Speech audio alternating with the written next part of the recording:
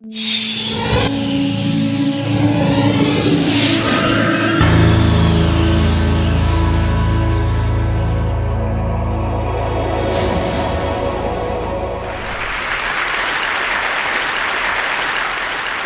Academy is most known for its collection of videos, so before I go any farther, let me show you a little bit of a montage.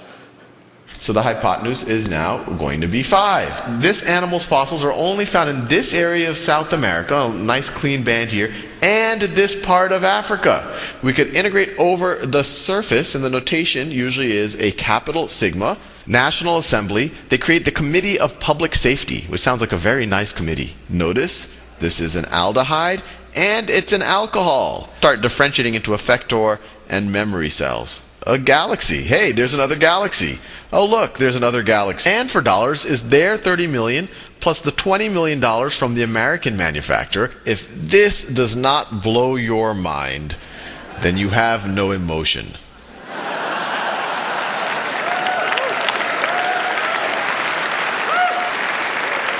We now have on the order of 2,200 videos covering everything from basic arithmetic all the way to vector calculus and some of the stuff that you saw up there.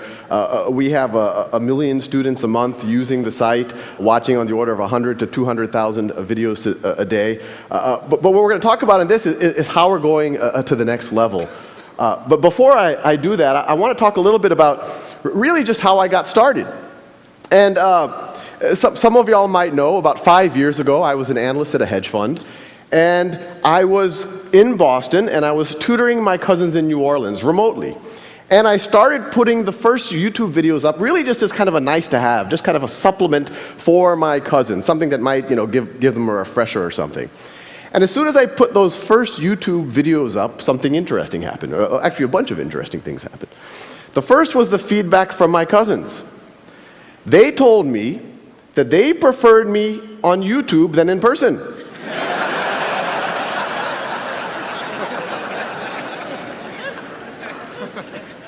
And once you get over the backhanded nature of that, there was actually something very profound there. They were saying that they preferred the automated version of their cousin to their cousin. At first it's very unintuitive, but when you actually think about it from their point of view, it makes a ton of sense. You have this situation where now they can pause and repeat their cousin. Now they can, without feeling like they're wasting my time. They could, if they have to review something that they should have learned a couple of weeks ago or maybe a couple of years ago, they don't have to be embarrassed and ask their cousin. They can just watch those videos. If they're bored, they can go ahead. They can watch it at their own time, at their own pace. And probably the least appreciated, aspect of this is the notion that the very first time that you're trying to get your brain around a new concept, the very last thing you need is another human being saying, do you understand this? And that's what was happening with the interaction with my cousins before, and now they could just do it kind of in the intimacy of their own room. The other thing that happened is, I put them on YouTube just for the, I saw no reason to make it private, so I let other people watch it, and then people started stumbling on it, and I started getting some comments and some letters and all sorts of kind of feedback from random people around the world, and these are just a few. This is actually from one of the original calculus videos, and someone wrote just on YouTube, it was a YouTube comment, "First time I smiled doing a derivative." And let's pause here. This person did a derivative, and then they smiled. And then in response to that same comment, this is on the thread, you could go on YouTube and look at these comments, someone else wrote, same thing here. I actually got a natural high and a good mood for the entire day. Since I remember seeing all of this matrix text in class, and here I'm all like, I know Kung Fu. Let's see. And we got a lot of feedback along those lines. It's clearly it was helping people.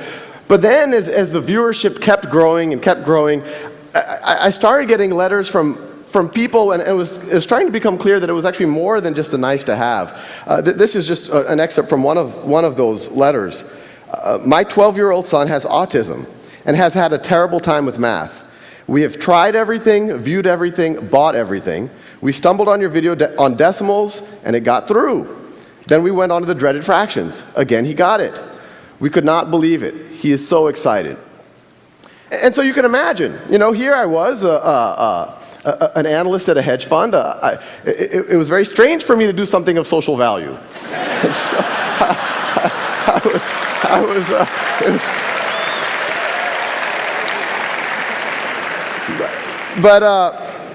I was excited, so I kept going. And then other things started to dawn on me. That not only would it help my cousins right now, or these people who were sending letters, but it could maybe, that this content will never go old, that it could help their kids or their grandkids. If Isaac Newton had done YouTube videos on calculus, I wouldn't have to. Assuming he was good. We don't know. The other thing that happened, and even at this point, I said, okay, maybe it's a good supplement, it's good for motivated students, it's good for maybe homeschoolers, but I didn't think it would be something that would somehow penetrate the classroom. But then I started getting letters from teachers. And the teachers would write saying, we've used your videos to flip the classroom. You've given the lectures. So now what we do, and this could actually happen in every classroom in America tomorrow, what I do is I assign the lectures for homework, and what used to be homework, I now have the students doing in the classroom. And I want to pause here for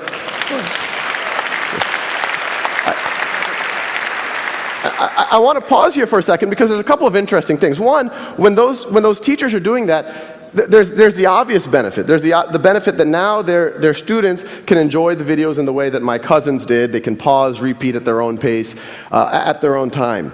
But the more interesting thing, and this is the unintuitive thing when you talk about technology in the classroom, by removing the one-size-fits-all lecture from the classroom and letting students have a self-paced lecture at home, and then when you go to the classroom, letting them do work, having the teacher walk around, having the peers actually be able to interact with each other, these teachers have used technology to humanize the classroom. They took a fundamentally dehumanizing experience, a bunch of 30 kids with their fingers on their lips, not allowed to interact with each other. A teacher, no matter how good, has to give this kind of one-size-fits-all lecture to 30 students, blank faces, slightly antagonistic, and now it's a human experience. Now they're actually interacting with each other. So once the Khan Academy kind of, I quit my job and we turned into a real organization, we're a not-for-profit, the question is, how do we take this to the next level? How do we take what those teachers were doing to their natural conclusion? And so what I'm showing over here, these are actual exercises that I started writing for my cousins. The ones I started were much more primitive. This is a kind of a more competent version of it. But the paradigm here is we'll generate as many questions as you need until you get that concept, until you get 10 in a row. And the Khan Academy videos are there. You get hints, the actual steps for that problem if you don't know how to do it. But the paradigm here, it seems like a very simple thing, 10 in a row, you move on. But it's fundamentally different than what's happening in classrooms right now. In a traditional classroom, you have a couple of homework lecture, and then you have a snapshot exam. And that exam, whether you get a 70%, an 80%, a 90%, or a 95%, the class moves on to the next topic. And even that 95% student, what was the 5% they didn't know? Maybe they didn't know what happens when you raise something to the 0th power. And then you go build on that in the next concept. That's analogous to, imagine learning to ride a bicycle. And I give you a bicycle, maybe I give you a lecture ahead of time, and I give you that bicycle for 2 weeks, and then I come back after 2 weeks, and I say, well, let's see, you're having trouble taking left turns, you can't quite stop. You're an 80% bicyclist. So I put a big C stamp on your forehead, and then I say, here's a unicycle.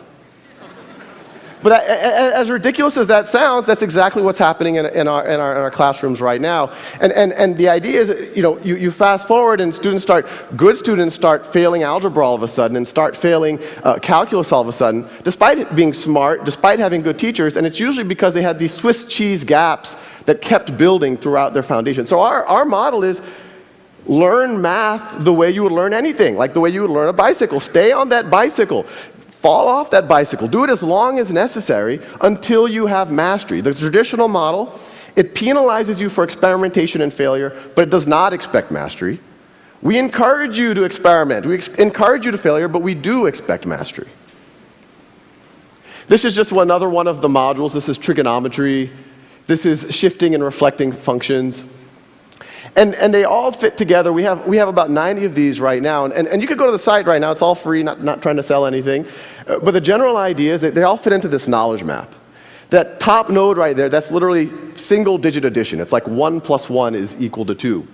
And the paradigm is, once you get 10 in a row on that, then it keeps forwarding you to more and more advanced modules.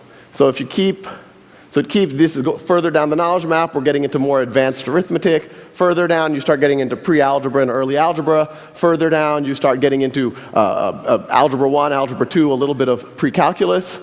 And the idea is, from this, we can actually teach everything. Well, everything that can be taught in this type of a framework. So you can imagine, and this is what we are working on, is from this knowledge map, you have logic, you have computer programming, you have grammar, you have genetics, all based off of that core of, okay, if you know this and that, now you're ready for this next concept.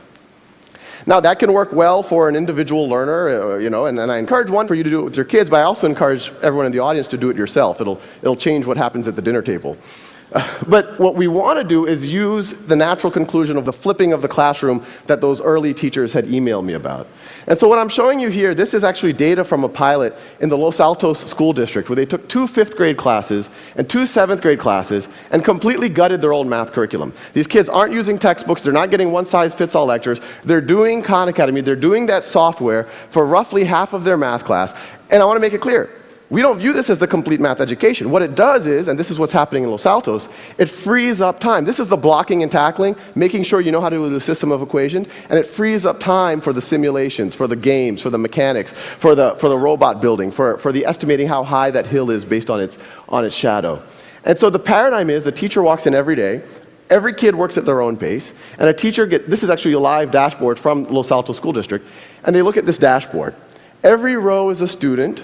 Every column is one of those concepts. Green means the student's already proficient. Blue means that they're working on it, no need to worry. Red means they're stuck. And what the teacher does is literally just says, let me intervene on the red kids. Or even better, let me get one of the green kids who are already proficient in that concept to be the first line of attack and actually tutor their peer.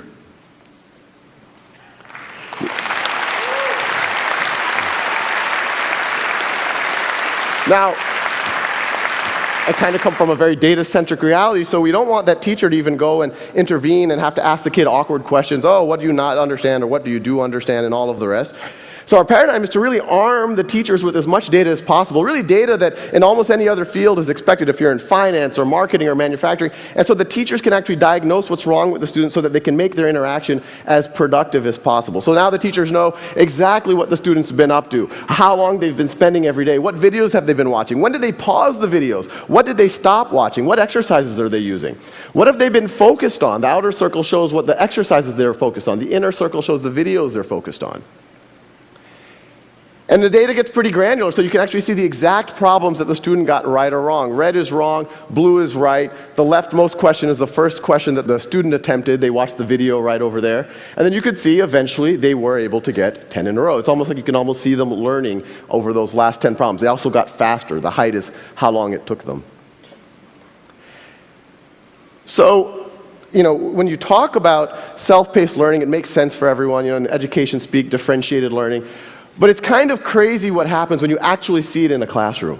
Because every time we've done this, in every classroom we've done, over and over again, if you go 5 days into it, there's a group of kids who've raced ahead, and there's a group of kids who are a little bit slower. And in a traditional model, if you did a snapshot assessment, you say, oh, these are the gifted kids, these are the slow kids. Maybe they should be tracked differently. Maybe we should put them in different classes. But when you let every student work at their own pace, and we see it over and over and over again, you see students who took a little bit extra time on one concept or the other, but once they get through that concept, they just race ahead. And so the same kids that you thought were slow 6 weeks ago, you now would think are gifted. And we're seeing it over and over and over again. And it makes you really wonder kind of how much all of the labels, maybe a lot of us have benefited from, were really just due to a coincidence of time. Now, as valuable as something like this is in a district like Los Altos, our goal is to use technology to humanize, not just in Los Altos, but kind of on a global scale, what's happening in education. And actually, that kind of brings an interesting point, is that, a lot of the effort in humanizing the classroom is focused on student-to-teacher ratios. In our mind, the relevant metric is student to valuable human time with the teacher ratio. So in a traditional model, most of the teacher's time is spent doing lectures and grading tests and whatnot. Maybe 5% of their time is actually sitting next to students and actually working with them. Now 100% of their time is. So once again, using technology, not just flipping the classroom, you're humanizing the classroom, I'd argue, by a factor of 5 or 10. And as valuable as it is in Los Altos, imagine what that does to the adult learner who's embarrassed to go back and learn stuff that they should have known before going back to college. Imagine what it does to a street kid in Calcutta who has to help his family during the day, and that's the reason why he or she can't go to school. Now they can spend 2 hours a day and remediate or get up to speed and not feel embarrassed about what they do or don't know. Now imagine what happens where, we talked about the peers teaching each other inside of a classroom, but this is all one system. There's no reason why you can't have that peer-to-peer tutoring beyond that one classroom. Imagine what happens if that student in Calcutta all of a sudden can tutor your son, or your son can tutor that kid in Calcutta. And I think what you'll see emerging is this notion of a global one-world classroom. And that's essentially what we're trying to build. Thank you.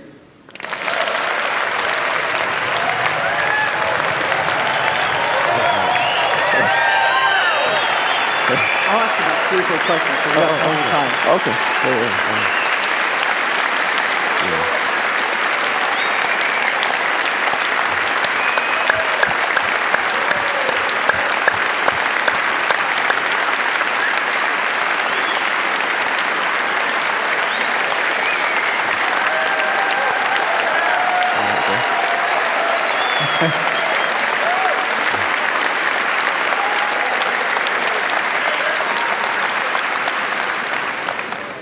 I've seen some things you're doing in the system that have to do with motivation and feedback, energy points, merit badges.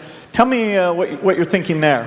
Oh yeah, no, we have an awesome team working on it. It's not, and I have to make it clear, it's not just me anymore. I'm still doing all the videos, but we have a kind of a rock star team doing the software. Yeah, we've put a bunch of game mechanics in there where you get these badges. We're going to start having leaderboards by areas, and you get points. And it's actually been pretty interesting. Just the wording of the badging or how many points you get for doing something, we see on a system-wide basis like tens of thousands of like 5th graders or 6th graders going one direction or another depending on what badge you give them. And the collaboration you're doing with Los Altos, how did that come about? Yeah, no, Los Altos has been it was kind of crazy. They once again, I didn't expect it to be used in classrooms. Someone from their board came and said, oh, what would you do if you had carte blanche in a classroom? And I said, well, I would just, every student work at their own pace on something like this. We'd give a dashboard, and they said, oh, this is kind of radical. We have to think about it. And me and the rest of the team were like, oh, they're never going to want to do this. But literally the next day, they're like, can you start in 2 weeks? And so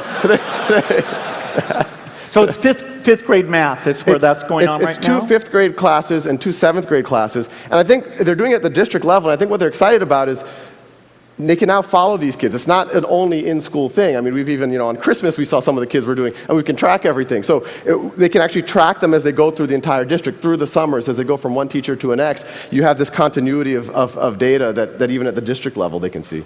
So some of those views we saw were for the teacher to go in and track actually what's going on with those kids. So you're getting feedback on those teacher views to see what they think they need? Oh yeah, actually most of those were kind of specs by the teachers. We made some of those for students so they could see their data, but we have a very tight design loop with the teachers themselves, and they're literally saying, hey, this is nice, but I like that focus graph. A lot of the teachers said, I have a feeling that a lot of the kids are jumping around and not focusing on one topic, so we made that focus diagram for them. So it's all been teacher driven. It's been pretty crazy. Is this ready for prime time? Do you think a lot of classes next school year should try this thing out? Yeah, it's ready. We got 1 million people on the site already, so we can handle a few more, and no